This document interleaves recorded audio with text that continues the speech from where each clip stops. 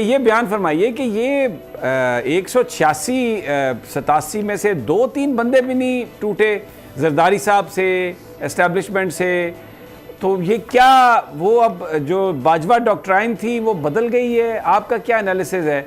क्यों बावजूद कोशिश के वज़ीर आके बैठ गए, ख्वाजा आसिफ, राना सना, अता तारा ने यहाँ तक कह दिया सियासत छोड़ दूंगा, but at the end of the day एक बड़ी सुबकी हुई PMLN की, और अब सदर मुमलिकत शहबाज शरीफ साहब को कहने के लिए तैयार बैठे हैं एतमाद का वोट। तो क्या ये एस्टेब्लिशमेंट आप क्या समझते हैं, है या पीछे हट गई है? पहले तो जो है ना, ये मकबूल जान मेरे जिगर जान है और हैं ये शम्सुल उलमा, लेकिन दीनी मसाइल भी मैं इनसे बड़े दूर रखता हूँ।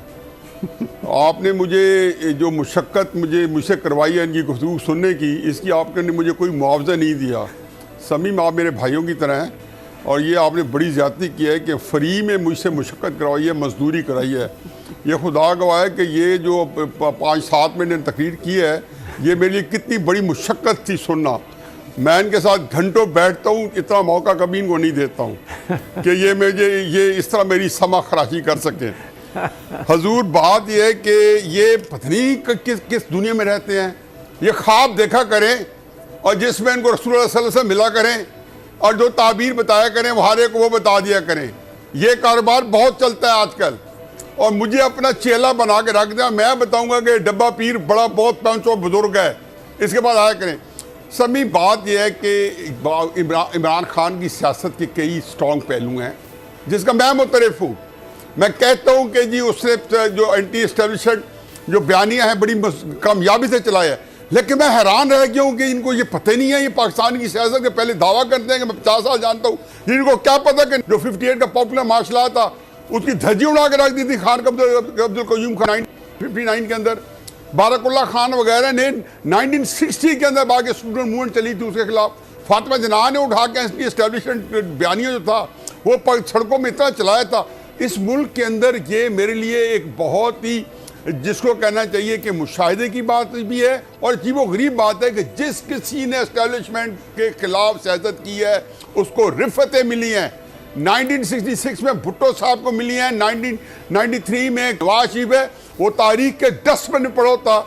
अगर वो एंटी एस्टेब्लिशमेंट सियासत ना करता या 2018 में ना करता, इफ्तिखार चौधरी ना करते, ये पाकिस्तान भरा पड़ा है। बाकी ये कह रहे हैं कि भुट्टो साहब मुल्तान से नहीं हारे थे, भुट्टो साहब सिर्फ DI खान से हारे थे, एक ही सीट हारे थे 6 में से। वो DI खान की सीट थी जो मुफ्ती महमूद साहब के मुकाबले में हारे थे। उसके पहले अपनी तारीखें जो है ना सही कर लें। उसके बाद जो है दूसरी बात आगे चले, इमरान खान साहब अपनी सीट मैं बताता हूँ उसके बाद अभी रहने दे, नहीं हारे थे मुल्तान की सीट जीते थे, मुल्तान की जीते थे, सिंध की जीते थे, सिर्फ 1 से 6 में से हारे। लेकिन बहस ये नहीं है, अब ये अपनी दुरुस्त कर लें। उसके बाद आप कह लें कि इमरान खान साहब ने पिछले इलेक्शन में सीट हारी है, अभी सीट हारी है। जब जहाँ सीट हार जाए तो उसको कतई नजर के वो नालायकी ये नहीं हुई। एक बंदा कहता है मैं 25 मई को आऊँगा और इलेक्शन लेके जाऊँगा, 30 लाख बंदे लाऊंगा, और उसके लिए वो 100 जलसे करता है या 40-45 जलसे पहली गो में करता है, जो कि 10 अप्रैल से शुरू करता है या 12 अप्रैल से शुरू करता है, और वो 20 मई को मुल्तान में आखिरी जलसा करता है। देखिए एक बात है, उसके बाद एक क्रेडिट को जाती है। रिजल्ट क्या था? उनको चाहिए था इलेक्शन, क्या इलेक्शन ले लिया था? चुनाचे उनको क्या कहना पड़ा 26 मई को इस्लामाबाद में, 6 दिन बाद दोबारा आऊंगा। वो इसलिए कहने ये नहीं था कि उन्हें आना था, इमरान खान को अच्छी तरह पता था कि वो नहीं आ रहे। फिर 26 नवंबर को इस्लामाबाद रावलपिंडी आए, जनरल आसिफ मुनीर की अपॉइंटमेंट रुकवाने के लिए आए। ये मुफक्कर आजम बैठे हैं, इनसे पूछा कि महीना क्या तकरीरें करते रहे। सारे GT रोड के ऊपर जो बेचारे एक ट्रेजिडी हो गई वजीराबाद, उससे पहले क्या कहते रहे, फिर घर से क्या कहते रहे, एक ही बात बार बार कहते थे, ऐसा आदमी चीफ नवाज शरीफ बना रहे। हारे को पता था नवाज शरीफ वाहिद आदमी था जो आसिफ मुनीर पर डटा हुआ था, वगरना शहबाज शरीफ, इमरान खान, जरदारी, मोहम्मद बिन सलमान, सारे के सारे बाजवा साहब की एक्सटेंशन के लिए सारों ने अखबारी बैनात दिए हुए थे। एक नवाज शरीफ ने कहा नहीं, मैं एक्सटेंशन नहीं दूंगा। ये सारी कहानी है हर ज़बान ख़ास सदयाम है। वाह वाह। अब क्राइसिस ये है कि इमरान खान साहब को जो उन्होंने किया है, जो नैरेटिव चलाया है, नैरेटिव बड़ा पॉपुलर है, एंटी एस्टैब्लिशमेंट नैरेटिव उनको लगा खाता है, अच्छा उसको पिजराई मिली हुई है, लेकिन ये नैरेटिव इलेक्शन नहीं देता। अगर नवाज शरीफ और उसकी बेटी आज भी सियासत में बाहर है तो मेरिट में बाहर नहीं है, पॉलिटिकल इंजीनियरिंग के साथ बाहर है। अगर वो पॉलिटिकल इंजीनियरिंग इमरान खान साहब के साथ आज हो रही है तो उनको ये भी पता होना चाहिए कि सियासत के अंदर दिल बड़ा करना चाहिए, बताना चाहिए कि उनके साथ मैंने क्या क्या जुल्म किया, ये क्या क्या हो सकते हैं। चुनाचे बूमरैंग बन के इमरान खान साहब को वही चीज़ें बाहर आ रही हैं। अब आइए उनको इलेक्शन चाहिए।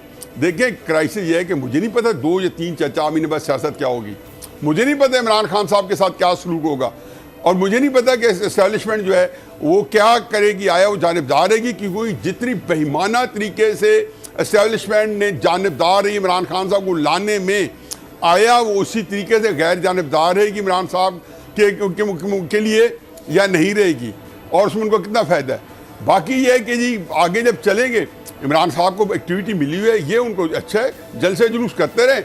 वो कहते रहें कि मेरे जलसे में 10 लाख आदमी हैं, मेरे जैसे कंजूस आदमी कहेंगे जी मैं तो 2000 भी नहीं मानता हूँ। 26 नवंबर को आपने 2 करोड़ बंदों से हल्फ लिया, क्योंकि उन्होंने कहा मैंने 100 जलसे किए और हर जलसे में हल्फ लिया कि मैं 26 नवंबर को आऊँगा। तो क्यों नहीं बंदे निकले?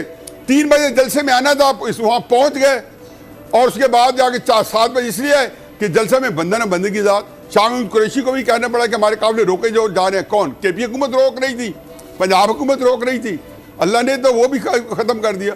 देखिए जी पॉलिटिकल जो नुकसानात हैं वो तो खैर जो उनका तयन हो चुका है। जब तक ये सूरत हाल है, उस सियासत में कहते हैं ना कि सियासत के अंदर जब वेरिएबल्स चेंज होते हैं तो सियासत की जो इम्पेक्ट होता है या उसके जो अच्छे या बुरे असरात होते हैं वो भी तब्दील हो जाते हैं। तो जब वेरिएबल वही चल रहे होते हैं तो जो सूरत हाल है सियासी तौर पे कि किसके हालात अच्छे हैं किसके बुरे हैं, उसे चलता रहता है। देखें ये इलेक्शन इमरान खान साहब को सूट करते हैं, पीडीएम को सूट नहीं करते।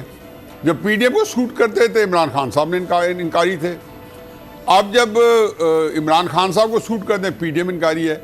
लेकिन अब सूरत हाल थोड़ी मुख्तलिफ हो गई। देखिए इमरान खान साहब की जो सियासत है उसके 2 हिस्से। इमरान खान साहब की ज़ात की हद तक एक हिस्सा ये है कि एक है उसमें पॉलिटिकल एक्टिविटी, और उसमें मेरा ख्याल है कि इमरान खान साहब ने ये साबित कर दिया है कि उनसे बेहतर पॉलिटिकल एक्टिविटी करने वाला पाकिस्तान में कोई दूसरा पॉलिटिशियन नहीं है।